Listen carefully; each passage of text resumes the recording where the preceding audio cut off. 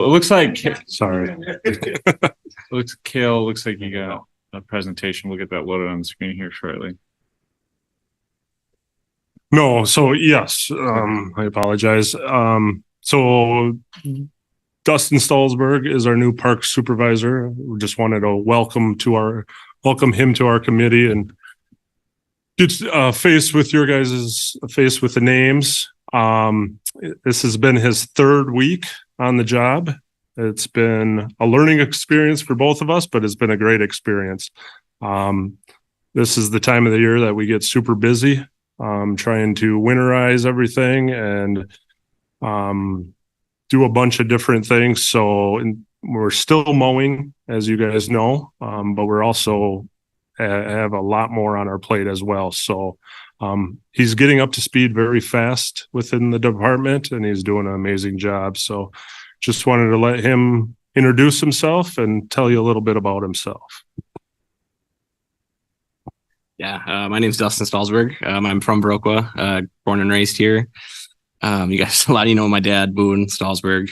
But yeah, so I kind of traveled around the Midwest last 4 or 5 years, just working different jobs and stuff. But very excited to be back and yeah, doing what I love, working at the Park Bowl. Just kind of trying to give people the experience that I had growing up through Park and Rec. So yeah, we appreciate it. Welcome. We did a roundtable. We did roll call already, but does everybody just want to reintroduce themselves for Dustin and just maybe talk about your ward and, and Andrew Bergam, AJ, Alderman for Ward 2. And I got my introduction back into Seth McClurg. I am Alderman for Ward 1. Yeah, I'm Steve Willis, Ward 9, so north side of town. So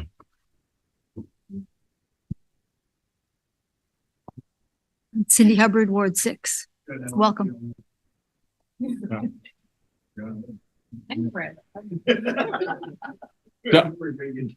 Dustin, did you work at the for the Park and Rec department when you were in high school and stuff then? Okay. And what parks, coaching, any? A little bit of everything. Yeah. Thank you.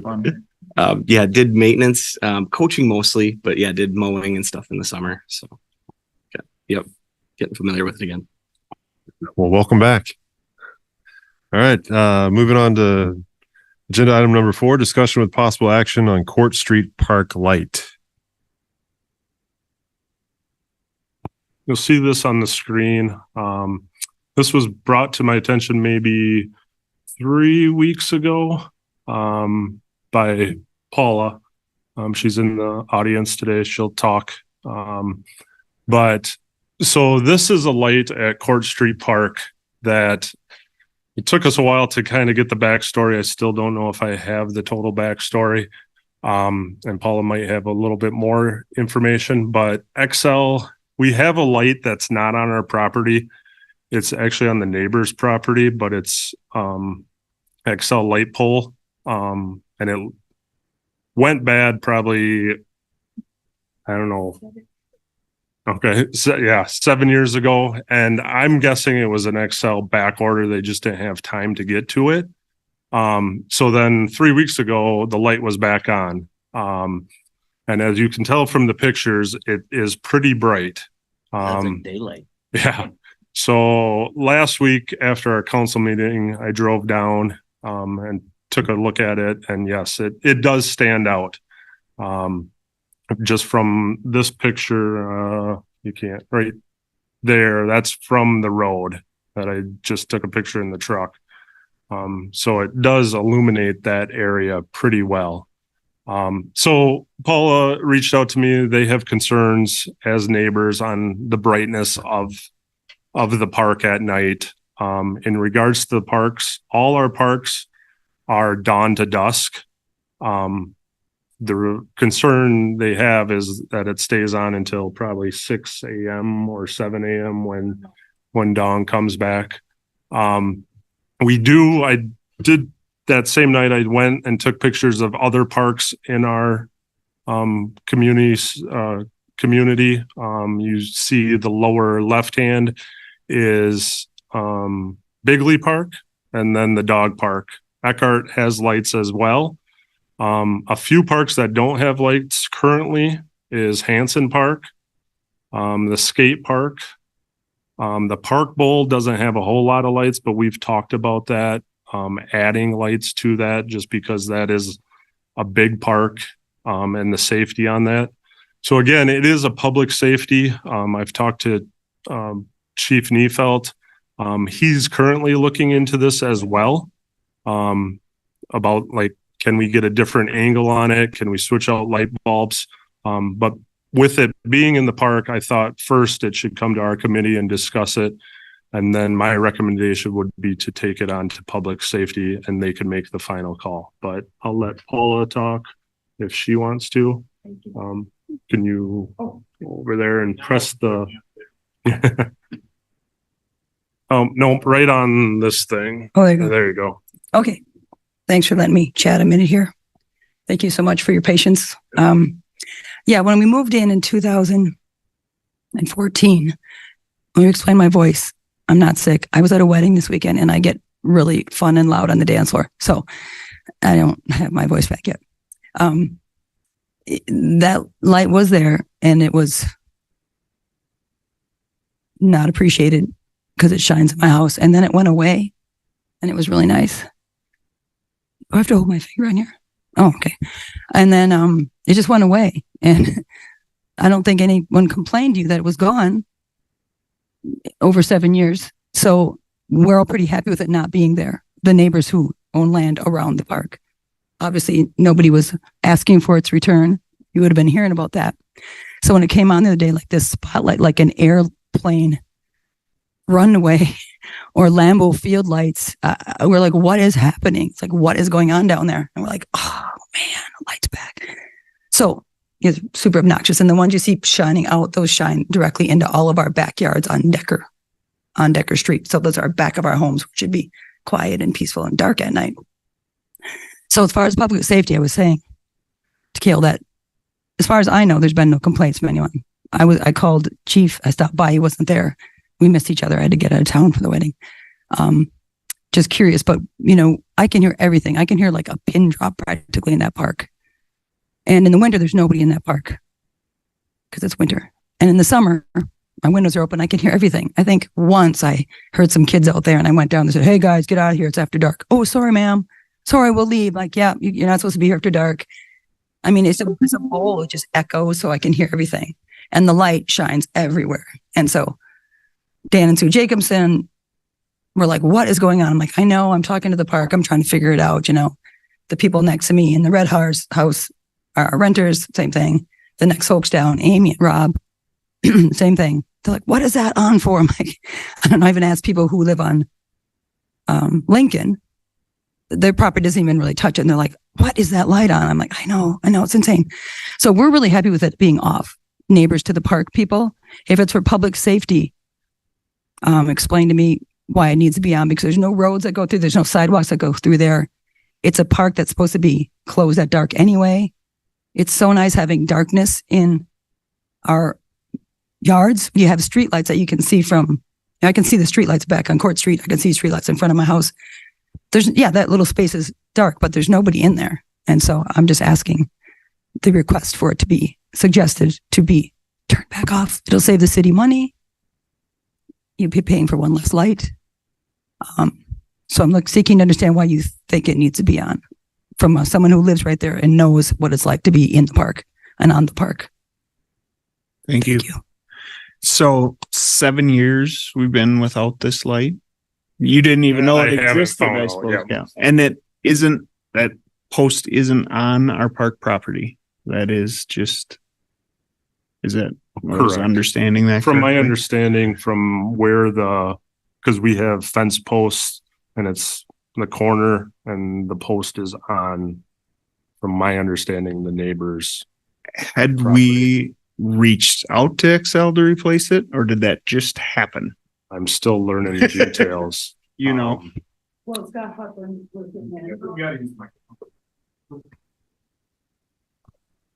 Scott Huffland was on the street and I said, "Hey, what's with that light?" He goes, "It was on the order to turn on." I go, "Dang, can you turn it off?" He said, "I can't. It has to go through Sarah put a call to Sarah. Sarah started Okay. talking to you. So he said, I can't just turn it off. He did even come and tweak it, and it's still way too bright. So I'm being honest, I asked him, like, well, can you just see if it can be, and it's still so obnoxiously bright. It did not shift it. It shifted a little bit, but No, I'm just so, and he wanted to just get said the it must have come up on the backstory. work. And I said, how fast can you turn it off if you get permission? He said, as soon as it gets up, I can do it within a day. So just letting you know. Yeah. So again, And it is on Dan Jacobson's property. Dan said, Okay. okay. Yeah. So it was probably just a back log of they haven't got to it. And then one day they saw it was out and Sure. it was on, they got to it. It is city property though, the light. I mean, are we paying the bill for That's, it? I guess. I believe so. Yes. Yeah. Yep. So at one time, we probably requested that there was a light pole, that we used it, that we paid for it, that we put it up for some reason. I'm guessing again, public Probably. safety. And at night, there's maybe people long ago that stayed around at the park and 10 years ago, they didn't have LED lights that were so bright. So probably. I will say that it could possibly be if somebody came and used the park, that they could have called City Hall stating that the light was out. And then we are required to send in, if it's an XL pole, to let them know the light is out. And that's probably how it got on there to get it put back on. Just a thought. I Yeah, don't know 'cause for sure. The pickleball court's down there now, which so, means I know. Yeah, Paula's got pickleball access here. there's a request that the pickleball is not lit up because it's really noisy. We've talked about that too. So there's no pickleball after dark. So there's no reason for it to be lit up. No, I understand that. I'm just saying possibly why. It would have been. so yeah, we could put more signage down there. That park doesn't really have signage stating that, dusk till dawn, to give park users the reason, just informing them that these are the hours. Again, it's got to go to, I feel it's got to go to public safety and they got to make the final call, but I wanted your recommendations on, because I'm torn both ways. A lot of the heavy use parks have lights like Bigley and Eckhart, because they have walking paths. Not sure why the dog park has lights, but Hanson and a few of other parks do not have lights at this time. So I can't see a reason that we need to have a light there, unless, again, safety issues. Yeah, I'm agreeing with you. If those other parks don't have lights and there's not a problem, and there's not a problem at your park, at the Court Street Park, I would say we should tell Excel to turn it off. Do you know what kind of, is there a cutoff on that light? Because from these pictures, it just looks like a globe. Do you know what type of light fixture it has on it? I do not. Okay. No. The reason I ask is because it seems like an all or nothing proposition. Like it went from being dark, right? No lights, to what appears to be the brightest light I can see. I don't know if you enhanced that image on your Right. picture, but it seems like the brightest light I've ever seen at night, right? And so I would wonder if there's maybe a middle road, like perhaps public safety wants some sort of very dark directed lighting that doesn't cast in every direction and pour into people's backyards. I think there's probably opportunity for that. But yes, this does seem like the pendulum swung from completely off to completely on. And so it would be interesting to see if what Public Works could come up with, because at this point, Safety. well, both of them. I mean, Public Works would come at it from like what type of light, what kind of bulb, what are we doing, and Public Safety would make the call whether or not they needed something at all. I guess they could make an argument about how many foot candles they need and what kind of area they want to cover. But Paula? If you had to go that direction, is there a possibility of a motion light? And that makes it pretty clear if anybody's motioning. I don't really want that, but that's a win-win we have to create. Then it would only be on if someone walks into the park. Sometimes, animals can trip those too, though. So if you have rabbits, it might be more. But they would go on and off when the rabbit walked away. Well, right, but I'm just saying sometimes a motion light will like kind of draw your attention to it, and you might actually notice it more. Oh, you're thinking for my well-being. Thank you. Well, I'm just saying, like, I have a motion light in my front yard, and every time it goes off, it's a squirrel. But I was just because it draws your attention more than maybe you want. Yeah, I guess. Do we want to? Are we looking for a motion to move this on to public safety then? With a recommendation, I think is what we're looking for. I would make a motion that we recommend to public safety that it's not necessary to have that light. Okay. I will second that. So we have a motion and a second. Is there any other discussion? You got to turn your mic on. This might be in addition to the motion, but I think it makes sense to just see what other options are. Like, I don't think I have enough information, though I'm sympathetic to what Paul is saying as far as like light pollution and things like that. I think that's a lot of bright light. And even if you have like shades, it's still gonna, it's a lot. Right. Yeah. So I think just adding like if there are, just to get more information about what the options are, what the safety considerations are, and get more information.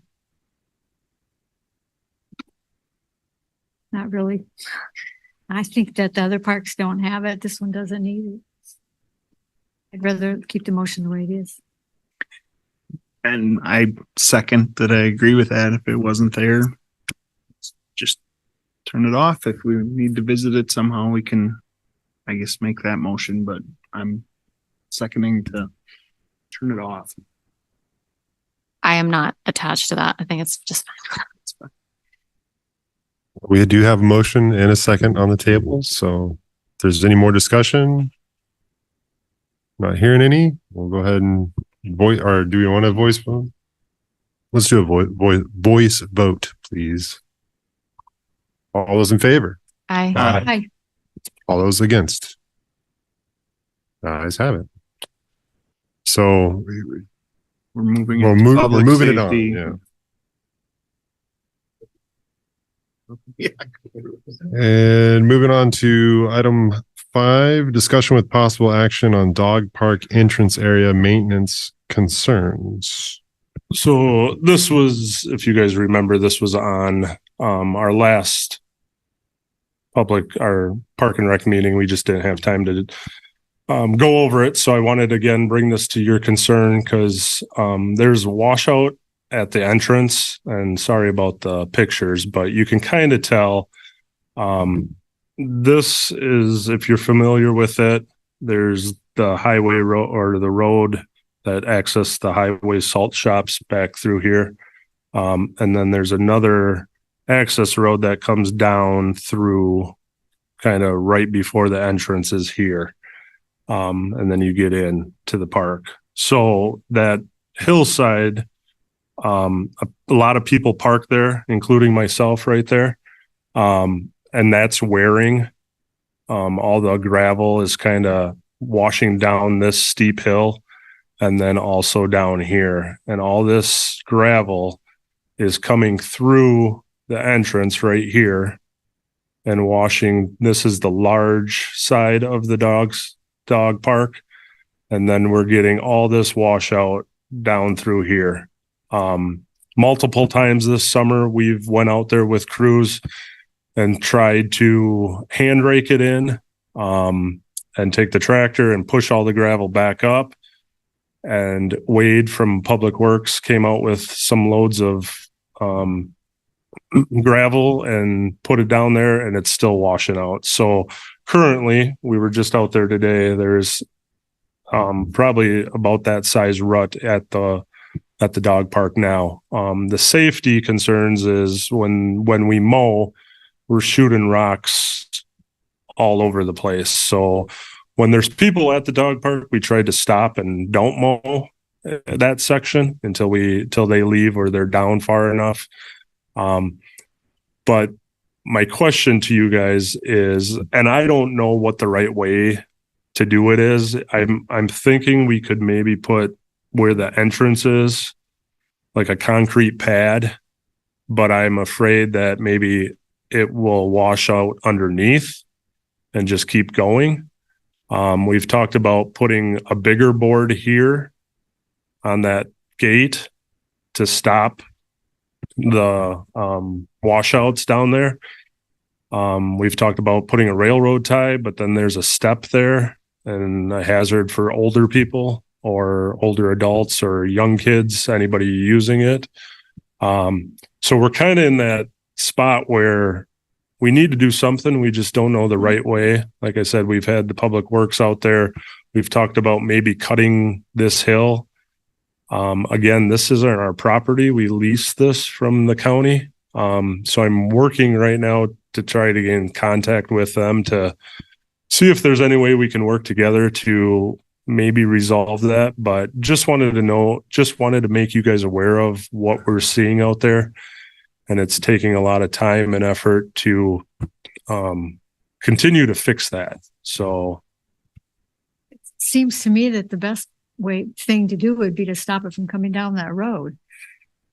And maybe that's too and is it pretty significant effort to move where that entrance is? I mean, is that part of what's causing it because it's located right below where the pull-up is? I mean, if that was farther north, I'm sure all stuff you guys have thought about.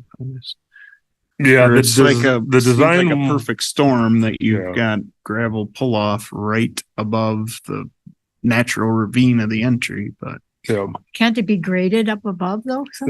That's what we've talked about with the public works, but again, it's county property, so I'm trying to get in contact with them to see if we can meet and discuss different options. Has Sarah been brought in on this? Not yet, no. Okay. I would highly recommend, I mean, what we're talking about here seems like the job for an engineer who's familiar with stormwater management. And so I would take full use of her capabilities, have her sort of possibly lead the charge on what to do here, because all this stuff sounds like an engineering question. Okay. So again, just wanted to bring this to your attention that we're currently fighting with the dog park. No.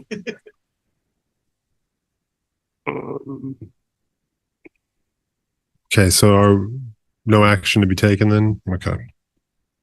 Moving on to number 6, discussion with possible action on winter recreation activities.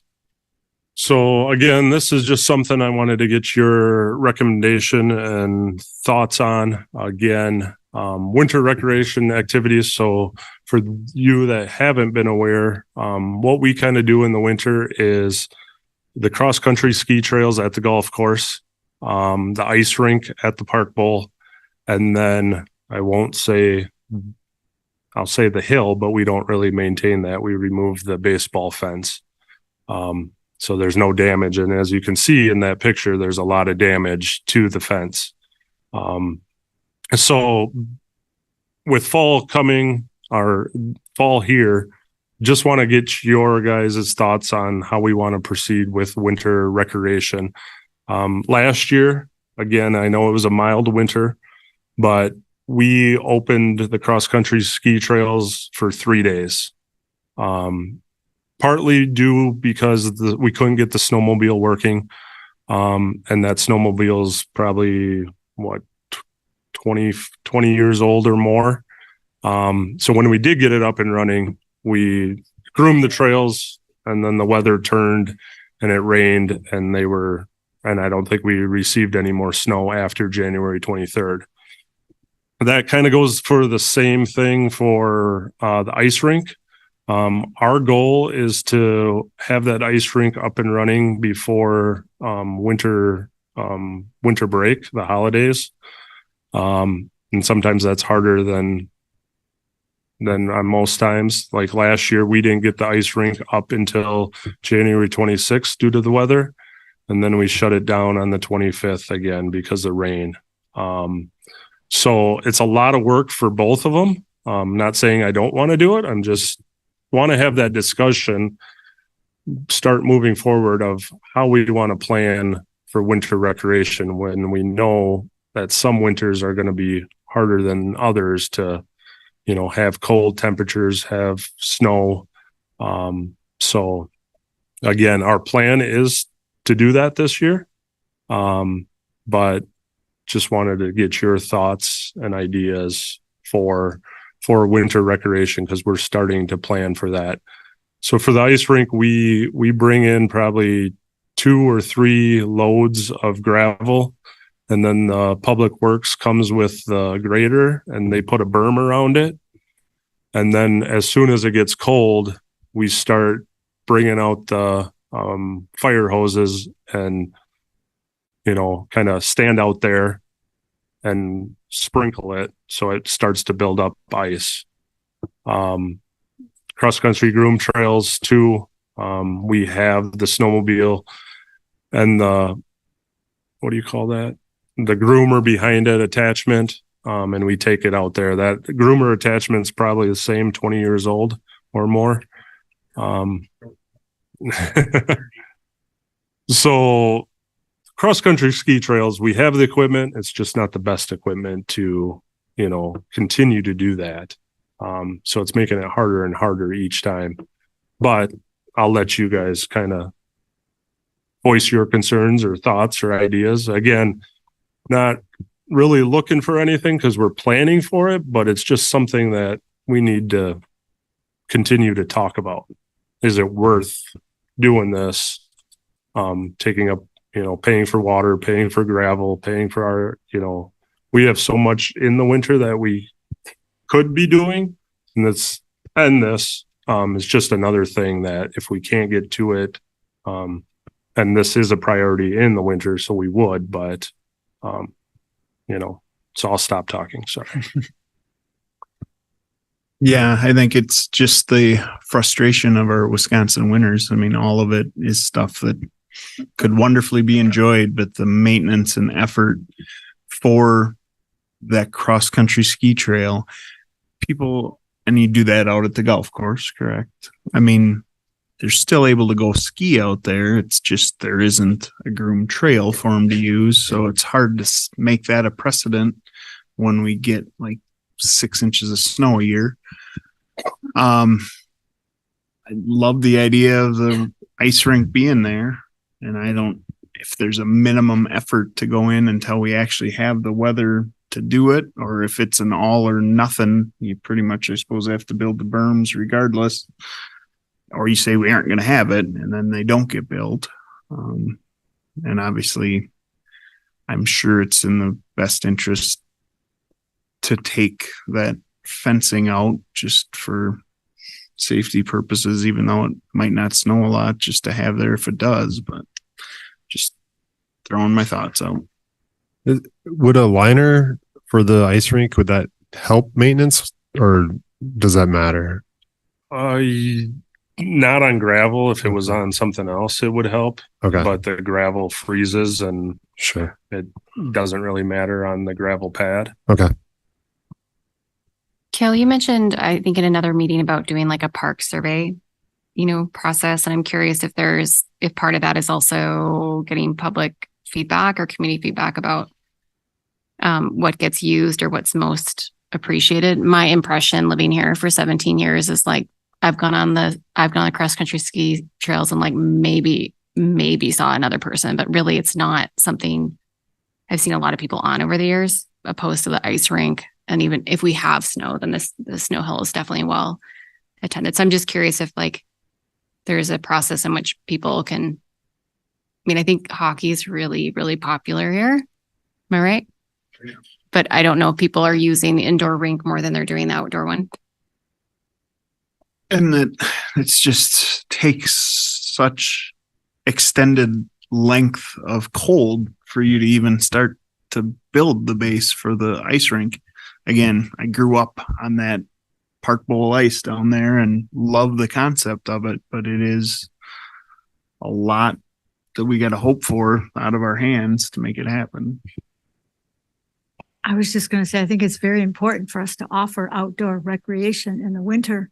And the ice skating rink is like the biggie. I think it really is. I don't know much about the cross country. Yeah. And I know they do it on Hubbard Hills and it's not groomed. Right. And it's a lot easier if it's groomed. But yeah. And I know about taking the fence down because a boy got hurt very bad running into something about 5 years ago or something. And this, again, maybe stepping out of line, but I believe I actually 25 years ago worked on that snowmobile before they started using it. And I think it came about because somebody donated it. And it was like, well, if we got a snowmobile, we could probably get a groomer set up to go out, and why not have that as an option? Well, those things are hard to keep maintained in the idea, but obviously people can still use it to ski. We just kind of set that aside and not worry about the grooming. Whether we can come up with a more efficient way to keep that rink available, whether it shrinks or whether, I don't know, I don't want to see that go away either, but I can't imagine the effort to try and make it happen. There's also the KBR option. So there's things in the area, people who are real enthusiasts. Yeah, there's lots of options. And I think there's even like over the years, different like classes for kids. So I think for people, as far as like just walking down the hill and using the ice rink if you're a kid versus, this is my impression, kids don't cross country ski as often. I'm going to assume a lot of people cross country ski have cars. They can get out to KBR if they really want to, for what it's worth. And it's just not something I see getting used. It used to be the kids, the youth group that did the cross country skiing at the golf course, right? Driftless. I don't know what they were called. Joy used to be a part of that. I don't know. I just know they've had a rough time because of snow or lack thereof. Right. And I think the biggest thing of that is people can still go cross country ski that. It's not as slick to not have a trail down ahead of you, I'm sure, but the effort it takes to be able to maintain a groomed trail just probably doesn't provide the benefit worth the worth. I will say that City Hall does get a lot of calls asking when they're going to be groomed and when when they're going to flood the rink. That's one of the main things in the winter. Rink. Yeah, I'm sure you do. Do you have any? Is there any? When you say a lot of calls, can you quantify that a little bit more? I can't quantify it. I just know that every fall into the winter, we will get calls saying, "When are you going to open up the ice rink? When are you going to be grooming that?" So, is it? It's probably five to six every early fall and whatever, and then it kind of spreads to whoever it is that needs to know. Sure. And I would just worry about 5 to 6 people asking, is that enough of a sample size to really make a decision? I'd just be careful about taking a few calls as being the same as a survey. Like I think what Emma's suggesting is far more scientific than 6 calls, but it's worthwhile. I mean, those are good anecdotes to take into consideration. Also, sorry, just very quickly, but you can also, I mean, this is just my mindset about it is if you're really into outdoor recreation, you can snowshoe, and having an ungroomed trail is great for snowshoeing, just to be honest. So I think there may be as many snowshoers out there that would take use of it as there are cross country skiers. I just literally have never seen anybody out there when I've been out there. It is funny that you bring that up because when we groom it, a lot of snowshoers go on it. And then it makes it that much tougher to keep the trails groomed for cross country skiers. So it's. And also VFW will sometimes have people go out there and groom some trails. Same issue, right? Because I've snowshoed out there. There's just it's a mix of things, but I think there's enough options. Like if you really want to do it. I was just going to add that I know the Waldorf school sends kids ice skating every day. If that rink's open, many times a day, every class. Yeah, just got to ask for it to be cold for a long time. Yep. Is this something that could also get flushed out with the comprehensive plan?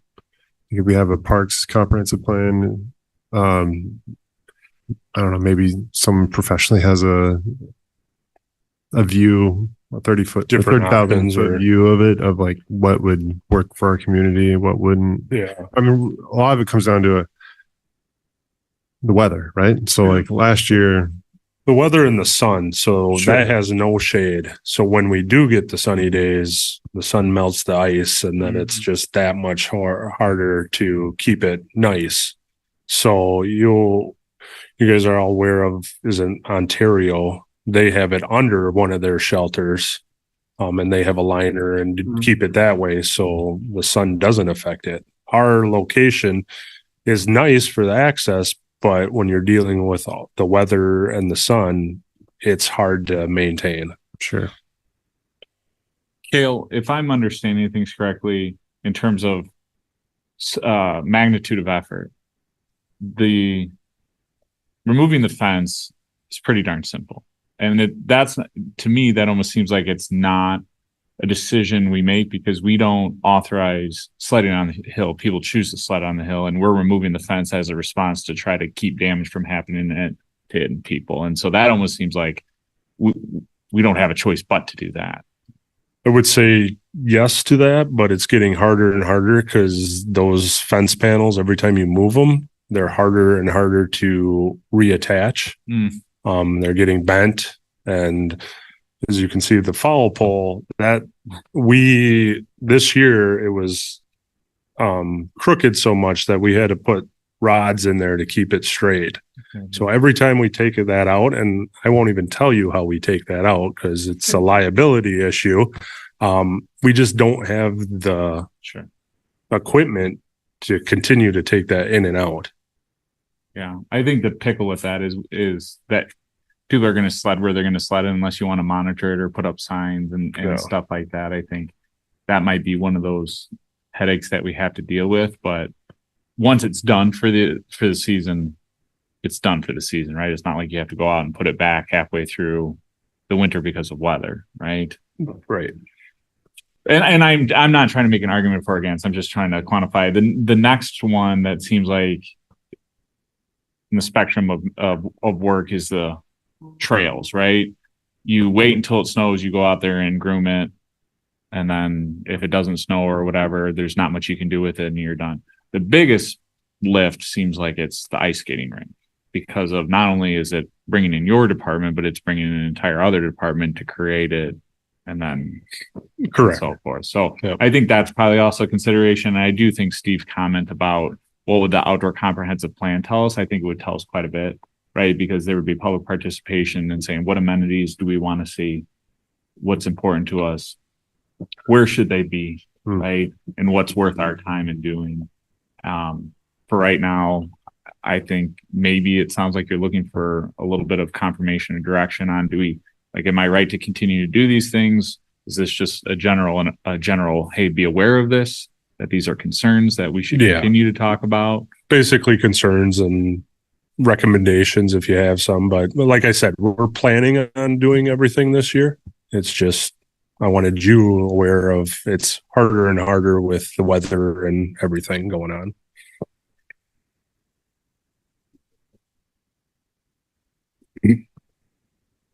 Do we need to go so far as to have a discussion about not worrying about grooming cross-country trails anymore? Or we want to have bigger discussions or? Well, I think if they're planning on doing it this season, it's like, go ahead and do it this season. See how it goes. Probably have to get a snowmobile running and figure all that. The one with the cross-country ski trails, we just need to make sure we have enough snow because, again, it's on the golf course that we don't own. So we work well with them that just if it's 3 inches, we're not grooming them. But if it's over 6 inches, then we go out and groom them. Right. Because they don't want anything messing up their golf course. Yeah, I think that's fair. I don't know. Is there a way to put that on the website? It's like to inform people of, we can't groom these trails. Maybe it'll cut down on some of the calls. The website should be able to offer a lot more in terms of communication and things like that. And so it will take some time to get up and running, but as the snow gets close, that can be some of the first things we work on.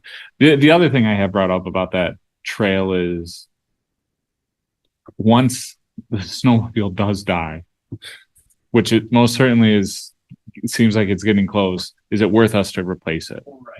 Right.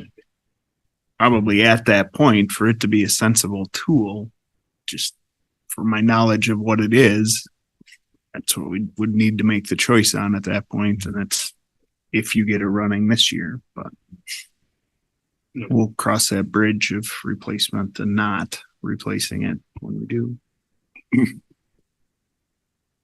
I don't know. How many times would you use it in a good year? Would you? Yeah, right. There hasn't been one. I know. We Dustin- probably groom every probably couple days if we had a If you snow had snow. base. Okay. Yep. So It would be interesting just to see like what it's costing in terms of like staff time and like what, as we talk about it, just to see what the like labor costs are and how that time could be used differently just when you're evaluating it. yeah, that was something I was gonna keep track this year, just so you guys had that information. So are we, I was just gonna say, Yeah. is there another place to put the ice skating rink with shade? Any of these parks? No, we've talked about different ideas and we just haven't came to a conclusion that would work best because you would have to take out the dirt and get it prepped and have a bowl or do a liner system, and you can purchase those, but they're probably $5 to $10,000 to do where they ice. I don't even know what nice ice or something they're called. Does Ontario have trees or is it just a shelter? It's a big shelter that they So put that- it under. So if we invest. And we don't in have a something shelter like that's that someday- size. Yeah, if we invested in something like that someday over that area. I don't It- know how much that would cost either. Yeah. And the fact, yes, the arena costs for its open skate, but Mother Nature hasn't been getting any better. And the idea of investing 75,000 in a shelter roof for it to be cold for 3 weeks out of the year is tough too. I had no my idea what life kind of was money we're lived down talking there about. skating, but it is so hard to keep skatable ice in the winter. It just, And it used to be, it was just, it's just always cold all the time, right? it was keeping us warm. That was the problem. That's why I skated faster. Yeah. so are those good enough recommendations or? Yep. Okay. Thank you. Yeah, thanks for bringing it to our attention. Let's see, item number 7, discussion and possible action regarding the 2025 Park and Rec budget draft. So I just wanted to bring this to your attention. The budget, I can bring up the full budget if you have questions, but I just try to take the highlights out. So the 2025 budget, I asked for, the total was $345,812 So you can see some of the increases. Park and Rec maintenance was the big one. Again, I asked for an increase to that so we could start looking at updating current things that we have on the list. It costs for an ADA swing, it's $1,500. That's just one. Wood chips that we try to rotate every year, that's $2,000 for 3 playgrounds. I'm not going to go over all of them, but infield mix is, everything's about 2 to, $10K. I thought the one on there was a water fountain. We have a water fountain at Eckhart. Washington one was taken down. We'd like to replace that at some time. That's $6,000 just for a water fountain. So to update some of the stuff that we currently have, I asked for an increase in the budget to the Park and Rec maintenance budget. So you can see that increase. Decrease was a park signage landscape. That was at 2,000. That was at 3,000. We decreased that by 1,000. Contractual services. I went through and looked at, because the big one that comes out of that is summer baseball and softball busing. Oops. So I looked at the past 3 invoices and it's about $2,000 to $3,000. So, hoping those numbers stay, we decrease that contractual service a little bit. Recreational supplies, about 1,000. Umpires, I looked again at that. And we can get by with decreasing that one. Seasonal wages, I increased just because it's harder and harder to find staff, pay staff. So I didn't want to make a cut to that budget. So you'll see the seasonal staff was kind of kept the same or increased by a little bit. But pretty much the operating budget was basically the same as last year with some increases and some decreases. So I don't know if you want to see the whole budget or have questions. But that's my recommendation to the budget committee. Is there stuff we can't see? Nope, that's just a snapshot of what I took, the important things. But like I said, I can try to.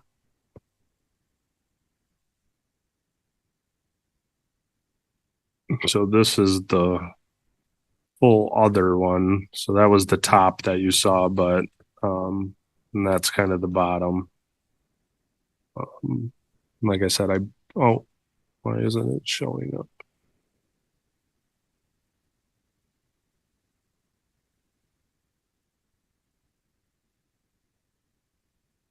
Do I have to bring that one in, or is it Excel?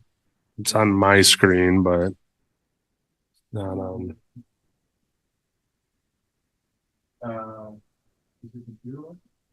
No, I can see it on mine. Yeah, you got to choose the screen. You're sharing a program, and just actually your share screen, and then you share the Excel. You told it to share a program.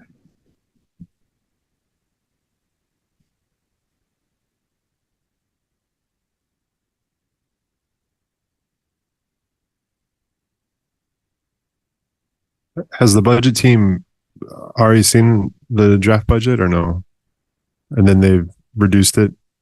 Yeah, so just while Kale's following, the general process has been department heads create their draft budget after getting goals from everybody, submit it to the budget team. The budget team goes through essentially 4 weeks of trimming and cutting and slicing and dicing, taking all those goals and things into account, and then sends it back. In the meantime, we're having conversations with Kale. And then this is sort of what the budget looks like coming out the other end, right?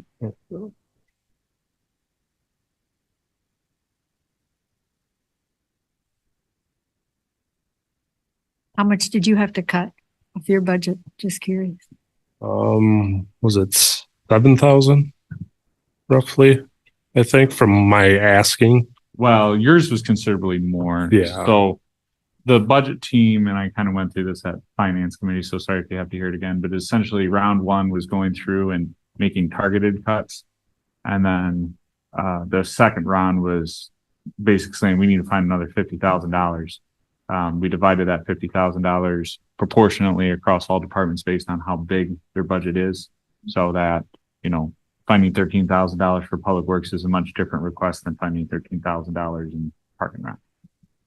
And so Kale's original budget ask was quite large. And I don't say that in a bad way. I think he came in and identified what people were asking for, what he saw and what he needed, and he just put it all out there.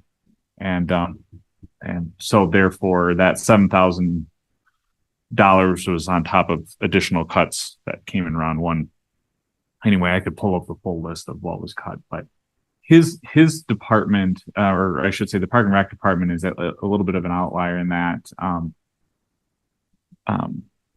Public Works actually not only had to cut from their budget, but they cut from what their budget was last year.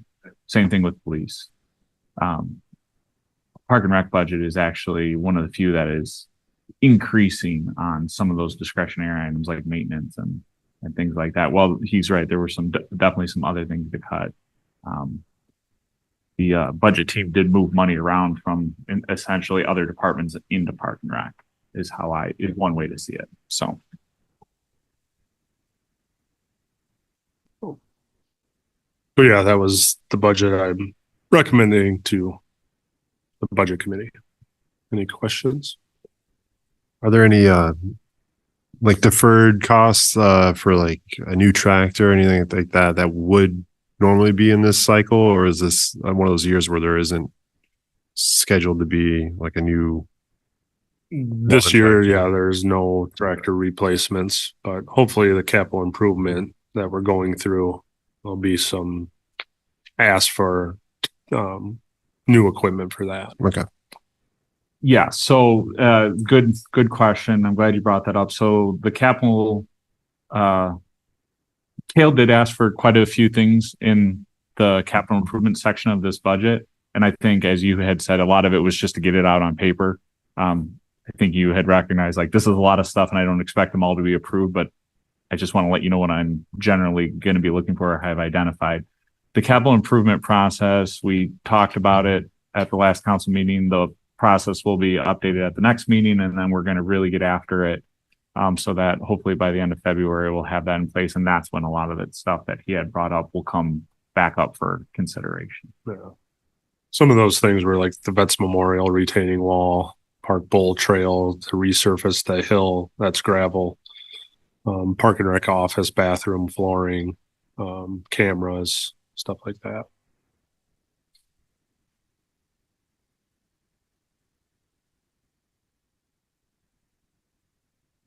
All right. I guess we're looking for a motion to, unless anybody has any more questions or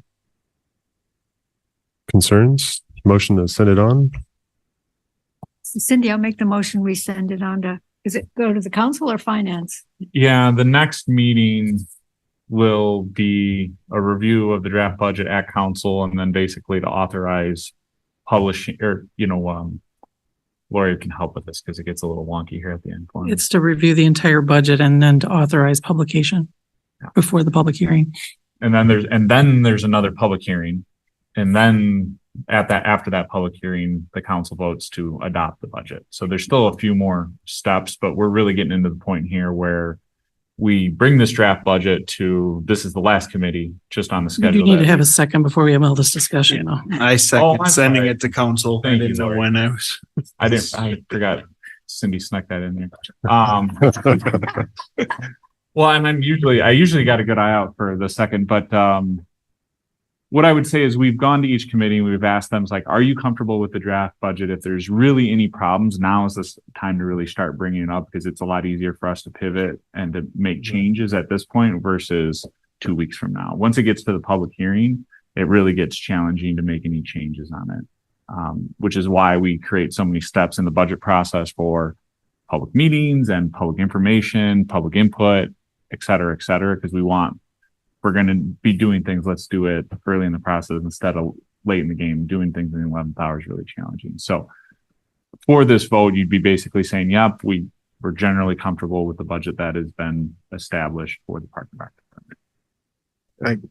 Just a quick question. Is the comprehensive plan, is that inclusive of the outdoor recreation comprehensive plan, or is that part of a capital improvement budget item? Good question. It has been, the outdoor recreation plan has been included as an alternate in the RFP for the comprehensive plan. That, as well as a historic preservation plan. We will see what happens when we get proposals in. It will be up to a decision from a council. If for whatever reason people want to charge $70,000 for just the outdoor recreation plan, we might not be able to do it, but I'm optimistic that will happen as part of the comprehensive plan. Okay, thank you. All right, if there's no other discussion, I guess we'll have, does it need to be roll call vote? Andrew? Aye. Seth? Aye. Emma? Aye. Cindy? Aye. And Steve? Aye. All right. Moving on to item number 8, update on Park Bowl baseball field scoreboard. So giving you an update on this, we're continue to move ahead with the scoreboard, replacing the scoreboard. Again, that was 20 years old and it's not working as what it used to work at. So we reached out to a couple donors. They're considering, got their backing to replace the scoreboard at the Park Bowl. The first option, the this one without the arch. This is what we started with. So I took it to the donors. They had some very good points. This is just from one company. This one's All American. This one came in at 19. Nevco was pretty much the same style that came in at 22. So I took those options to the donors. Like I had said, they wanted to see after discussion, is the scoreboard currently too small? That's 24 feet, the scoreboard that we currently have. They wanted to see a little bigger, so the next size up is 28. They had a good point on the pitch count. So if you remember, we have an additional pitch count that's about 5 years old, that it takes 2 people to run the scoreboard and the pitch count. And if we're going to do it, the donors are like, well, let's do it right. Let's get a quote for putting the pitch count into the scoreboard. And then Dectronics, their original one, they had the arch, and both the donors kind of like that style.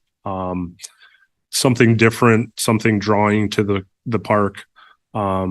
So took that back to the companies and got the quotes. Again, Dectronics was kind of this style, and they were at like 35.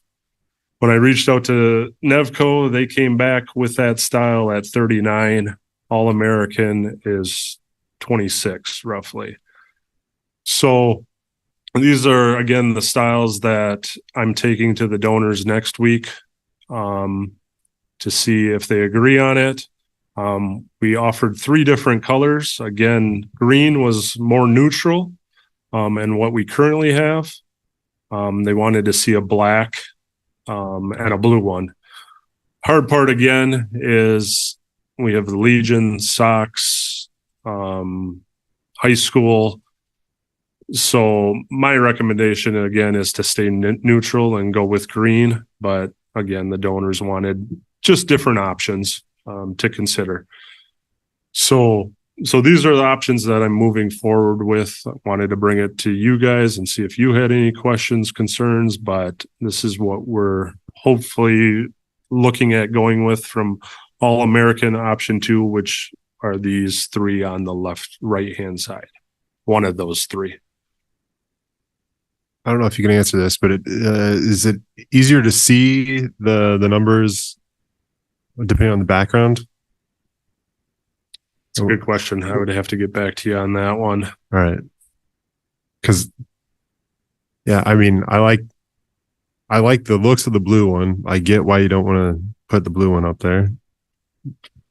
But like I feel like the green one, red stands out more, you're saying? Well, yeah, I'm just saying like I didn't know if the background itself had an effect on the digital, the way you see it. We're looking at it on white instead of a grass background behind it. No, that's good. I don't know. That's why I'm just curious.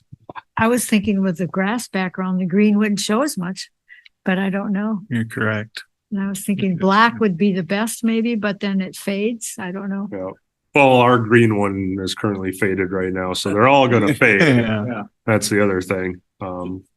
Just don't do yellow, because yellow really fade. Yeah.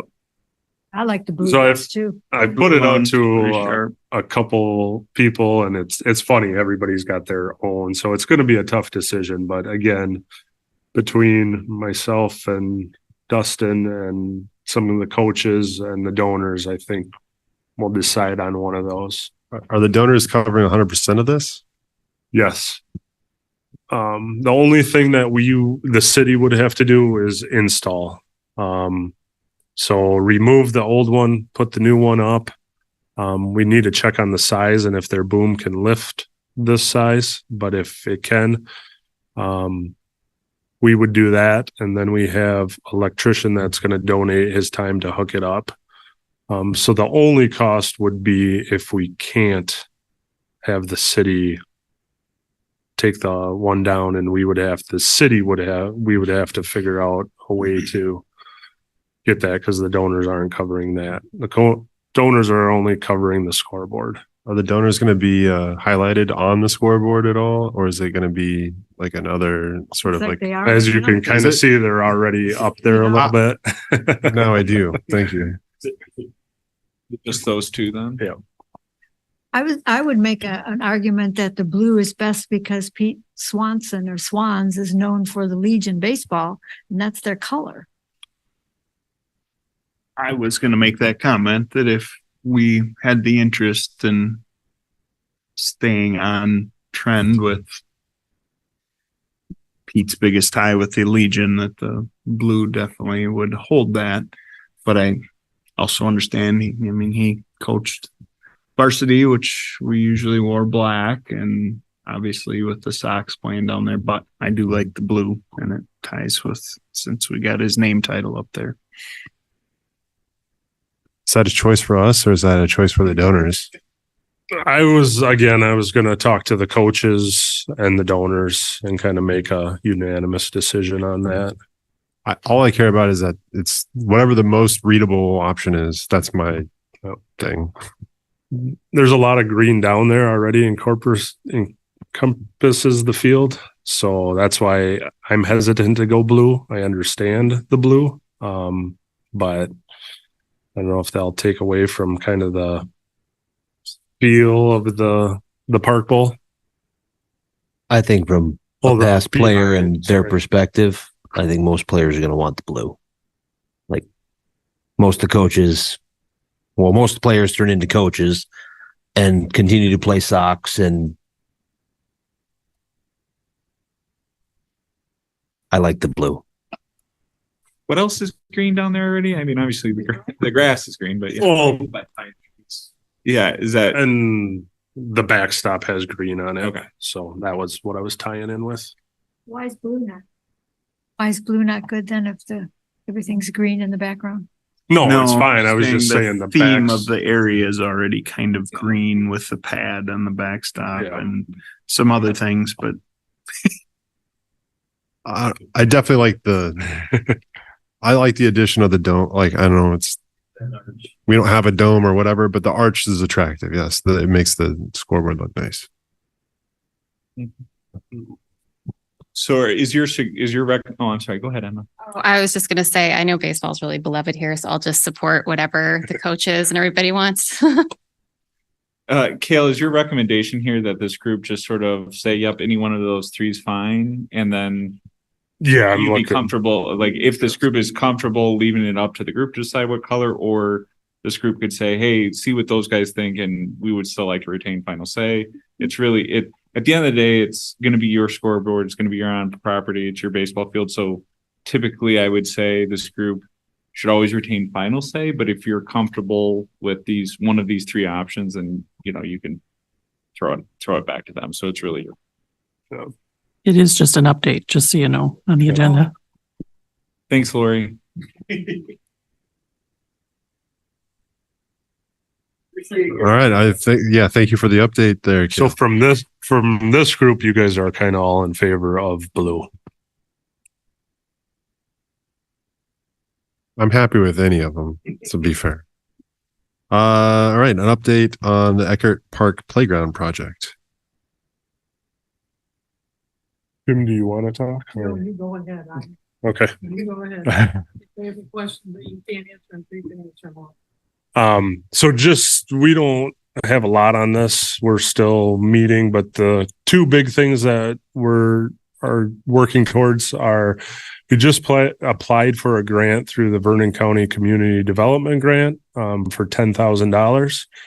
That grant is due on the 15th, and I think we would hear back sometime in November. So keeping our fingers crossed that maybe we would receive that grant.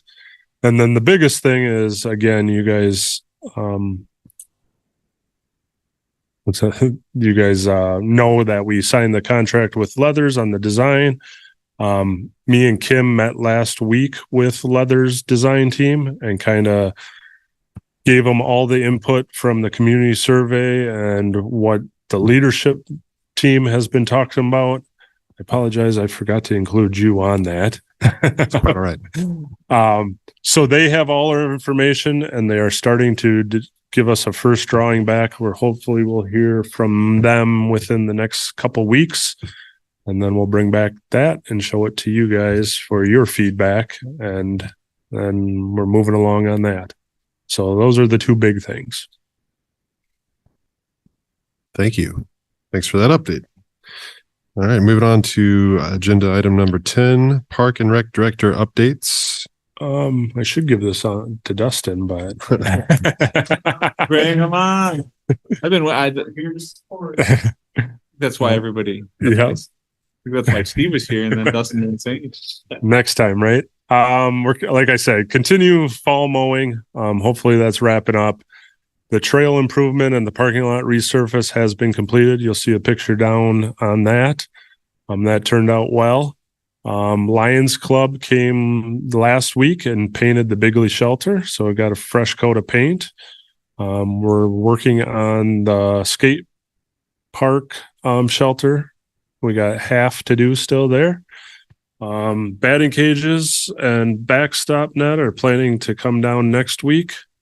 And then winterization. So that's kind of dependent on the weather, but it's in our sights now so we'll get those. Like I said, bathroom closing, we try to go shoot for October 14th. We just overseeded the baseball field today. We need to overseed the softball field next week. Softball is still playing. They have one more game, so that's why we can't get to it this week. Then we'll look to trim up some trees so our mowers can get around them. We got 10 evergreen style trees that are coming this week. Hopefully we'll get them in the ground this week or next. That's going to be replanted. Hopefully need to talk with Public Works, but our plan is to plant them on the hillside and give that hillside a little more depth with trees because we've lost so many over the years. The big concern is Eckhart Park leaves. They haven't fallen yet. So when they start falling, we'll try to clean that up. And then we're going to get ready. Once that's done, then we'll do some mower maintenance. Just a heads up, we've put a lot of hours on those mowers. So that's a concern, especially this year. I think we started the zero turn with 60 hours. And it's pushing almost 400 hours right now. So you can think of how many hours we mowed this summer. So, and then the Bigley sign was installed a couple of weeks ago. Once we get the logo back from Neil, we're we had talked about getting another sign with our logo into the middle of that. So. I had a couple of things. Tree trimming. I just hope that you wait on the oak trees till late as possible. Yeah, it's been so warm. I think why to risk that, you know. Yep.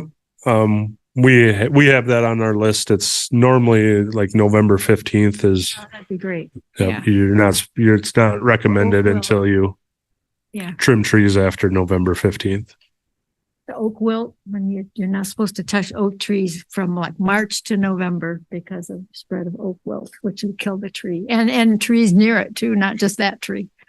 Other thing, have we ever considered leaving a layer of park leaves? Because now they're recommending that that's good for the insects and the pollinators that are going to live under the leaves in the wintertime.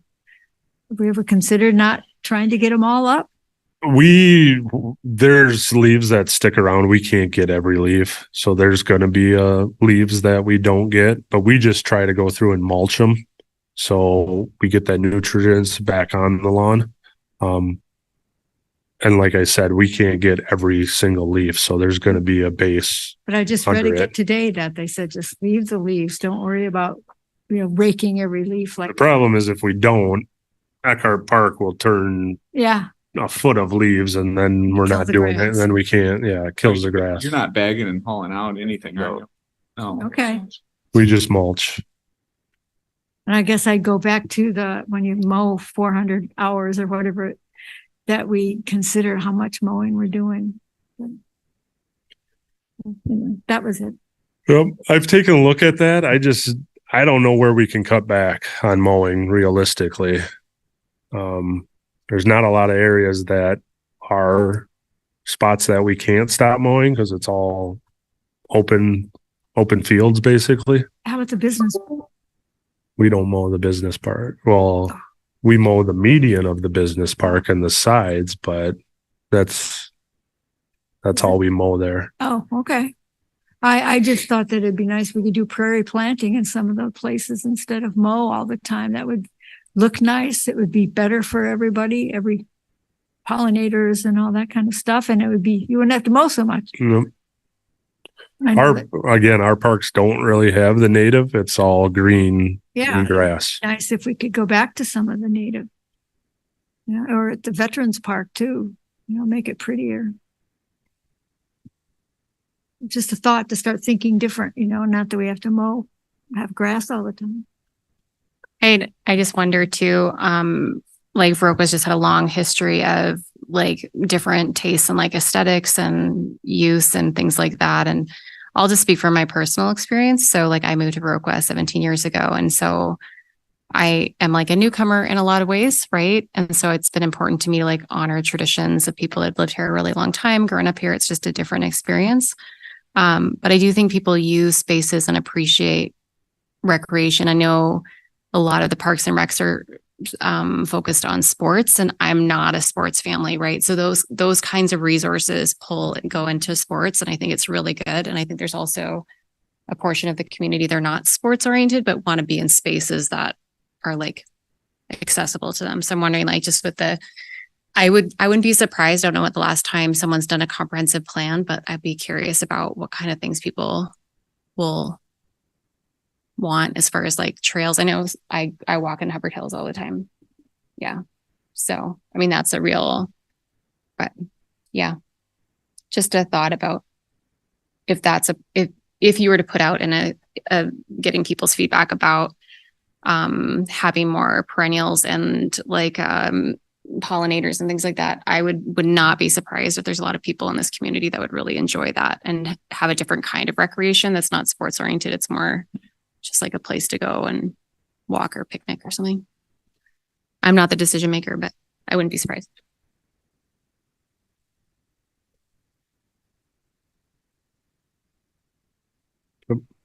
Rec update.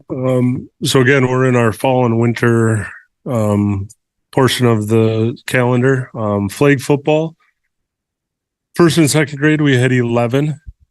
That's more fundamentals, 6-week session. We just talked with Westby and Caston, and we're ending next Wednesday in Westby to give them kind of a play date. Flag football, 26 and 33, so good numbers for flag football. We hosted the 4 communities that take part in flag football: Kickapoo, North Crawford, Westby, and us. On the 21st, we had 10 games from 8 until 1:30.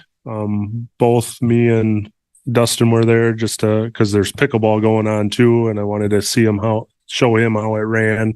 And it was great. The Gridiron Club opened the concession stand, so we had concession stands all day. Good football for 3rd and 4th and 5th and 6th grade. Middle school ended with 24. They are in week 4, I believe. They have 3 more weeks. And then pickleball. So as you guys know, pickleball is huge. We just had a fall clinic on the 25th. This again is for just first-time players that have never played the game. So down from last year, I think we had about 16 last year. We only had 9 this year. But it's something beneficial to offer because, again, if you don't know how to play pickleball, this is the bare bones of how to play. Fall pickleball starts next week on the 9th, and we use the middle school gym at the high school. We have 30 currently signed up. We only take 32, and advance is at 26. So I'm guessing by next week they'll be at 32. And then with help from VAPA, we offered 3 clinics on that September 21st. That was outdoor at the tennis courts. And I can't remember the numbers, but they had good numbers for their 3 clinics. And again, just a quick update. We are continue to meet with the youth sports groups. We pushed it back to quarterly just because everybody's so busy. Currently meeting with the community meeting with the chamber library. We met last month. We're continuing discussions about how we can all kind of look at a summer guide and at least get some information from each. Again, Park and Rec will have the most information in there. Library will have,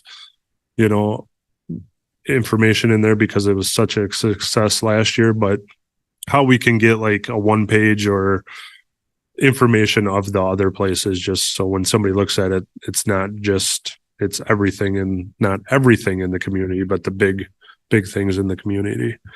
And then right now we're just starting to start planning for next year. So again, working with those user groups and community groups and seeing what people want.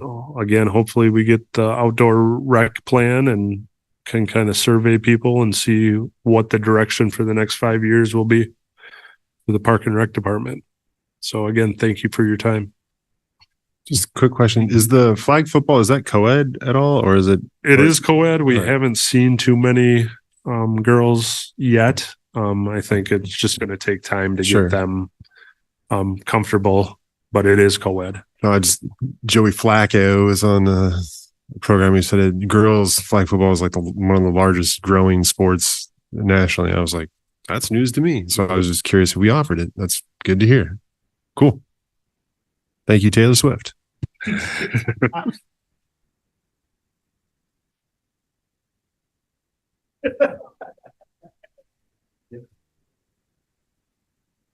guess it's on me, huh? Does anybody else have any? All right. Second period for public comment. Is anybody online? Anything from you? Anybody online? All right. We're looking for an adjournment. Can I just make one comment? Oh, for sure. I just want to say, Cal, I was at the Harvest Parade and the organizers were really appreciative of the support you showed them. It was like really the first time they had a lot of like help with like just the facilities and the management. So I just want you to know, whatever the hooking them up with the keys in case there was it breaker went or whatever, but they just really appreciated that and made a point of passing it on. And it was just nice to see Rick out there in the traffic. So it was cool. Well attended. Thank you for doing that. Yeah. Motion for adjournment. make a motion. We adjourn. AJ, I'll second. All right. All those in favor?